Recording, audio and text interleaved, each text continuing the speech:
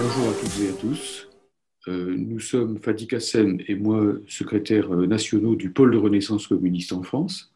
Fadi a été chargé par le comité central du PRCF d'animer notre pré-campagne dans le cadre donc, de ce qui va être la montée vers 2002 et donc vers les élections présidentielles et législatives. Vous n'avez pas été sans remarquer que dans le cadre de cette pré-campagne qui a déjà commencé, on entend des noms sortir tous les jours, si l'on peut dire, eh bien, le contenu est fort peu présent. Ce sont surtout les personnes qui sont mises au premier plan et, ne le cachons pas, bien sûr, les carrières, hein, les égaux. La démarche du PRCF n'est pas du tout celle-là. La démarche du PRCF est bien sûr d'incarner les choses parce qu'il n'y a pas de programme ni de lutte sans individu, sans personne concrète, mais nous privilégions bien sûr les idées et les propositions. Nous avons remarqué, vous l'avez remarqué aussi, vous qui m'écoutez et qui êtes en ce moment en train de vous demander quelle alternative donner au régime Macron, eh bien, que l'offre actuelle est tout à fait insatisfaisante.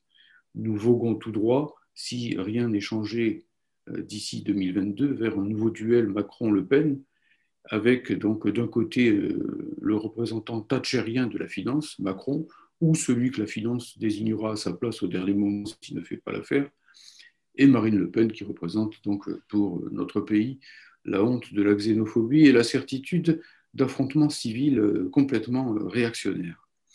Par conséquent, il faut une offre politique différente, ce que nous appelons une offre politique rouge et tricolore, rouge comme le drapeau des travailleurs, le drapeau international des travailleurs, tricolore comme la souveraineté nationale, pour précisément ouvrir à la France la voie donc du Frexit progressiste et du socialisme. Et dans ce cadre, effectivement, eh bien, nous avons mis en chantier, tant à l'intérieur du PRCF, mais aussi en vous appelant à en discuter à l'extérieur, un certain nombre de mesures programmatiques. Et au sujet de ces mesures programmatiques, puisqu'il en est un petit peu le, comment dirais-je, l'architecte, eh bien, je passe la parole donc à Fadi Kassem, co-secrétaire national du PRCF et porte-parole donc de notre prise de parole dans le cadre de cette pré-campagne des présidentielles et des législatives. Merci beaucoup, Fadi, Georges. donc, je te donne la parole. Merci beaucoup, Georges, et bonjour à toutes et tous, chers citoyennes, citoyens, chers amis, chers camarades. Alors, effectivement, la présentation de Georges annonce bien finalement la couleur, je dirais même les couleurs, hein, rouge et tricolore, comme cela a été dit, puisque en effet, face à cette insatisfaction au niveau de l'offre politique, eh bien, nous commençons déjà à porter d'ailleurs dans les manifestations, lorsqu'elles peuvent avoir lieu, lorsqu'elles sont autorisées, eh bien, nous portons déjà 30 mesures d'urgence. Ces 30 mesures d'urgence sont capitales tout simplement parce qu'effectivement, comme l'a si bien dit Georges, elles présentent une véritable alternative contre le faux duel et le vrai duo, tellement duo d'ailleurs que l'on voit maintenant Bruno Roger-Petit déjeuner avec Marion Maréchal sans que cela pose spécialement de problème, semble-t-il, au président de la République. Eh bien, nous sommes là pour porter ces 30 mesures d'urgence. Et par rapport à ces 30 mesures d'urgence, eh bien, nous les avons classées en 6 thématiques. 6 thématiques qui permettent de brosser l'ensemble des problèmes et des défis auxquels nous sommes confrontés. Bien les mesures institutionnelles et politiques pour rétablir une république souveraine et démocratique, les mesures économiques et productives pour mettre l'économie au service des travailleurs et certainement pas au service des grands groupes capitalistes qui, tous les jours, peuvent engranger toujours plus de profits, toujours plus de bénéfices, avec bien sûr l'appui de l'Union européenne, de la Macronie et du MEDEF, entre autres.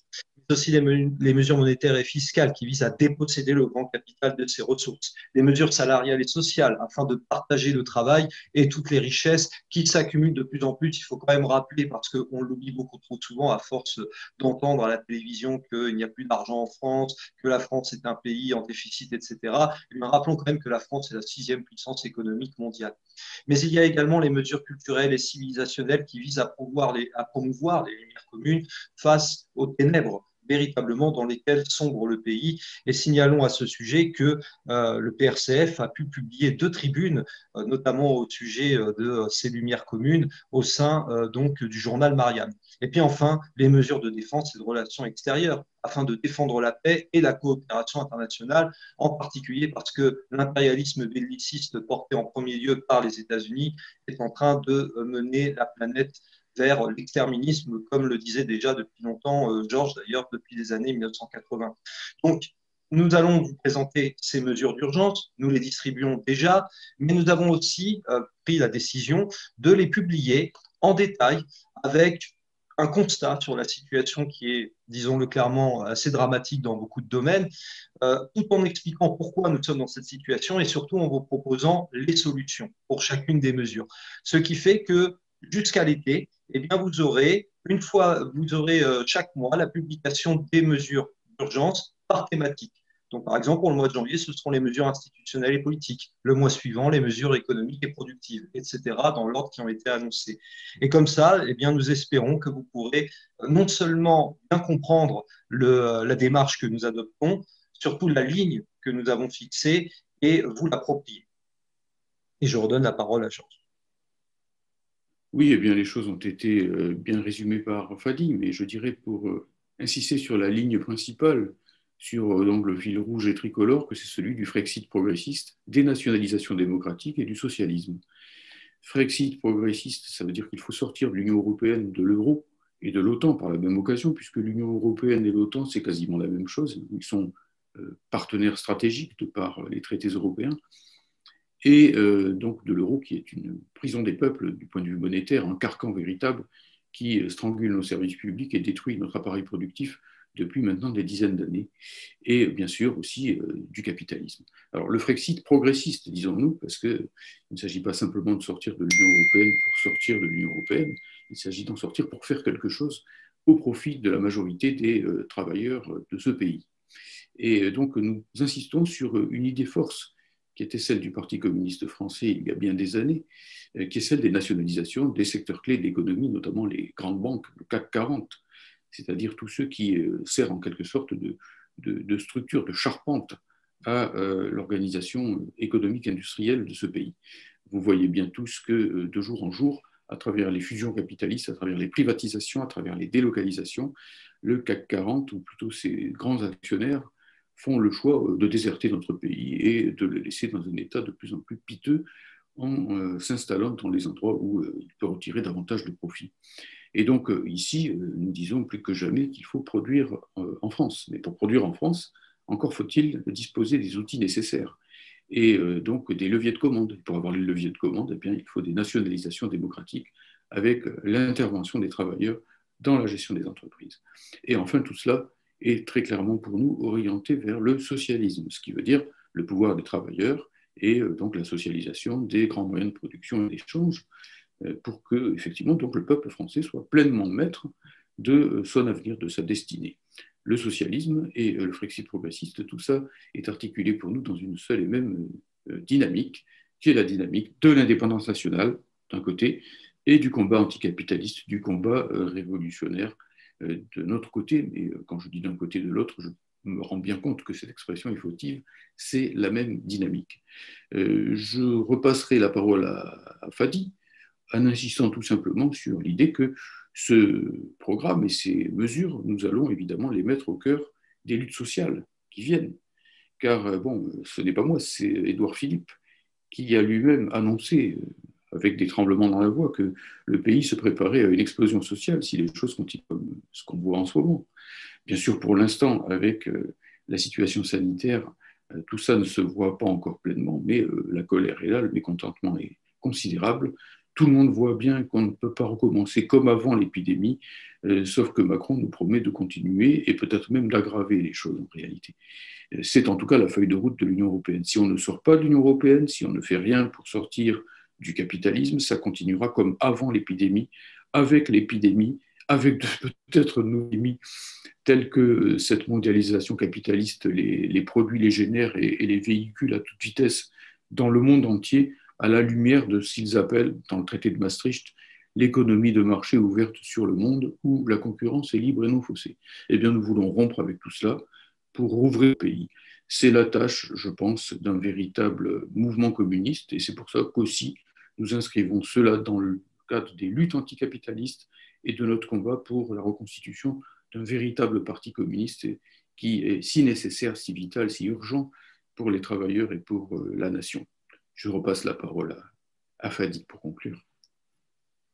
Bien, mais la conclusion sera relativement brève dans le fond parce que tout a été très bien rappelé là à l'instant, à savoir que cette démarche, elle s'inscrit dans une triple logique. La première, Georges vient de le dire, c'est d'abord l'indispensable reconstruction d'un grand parti communiste.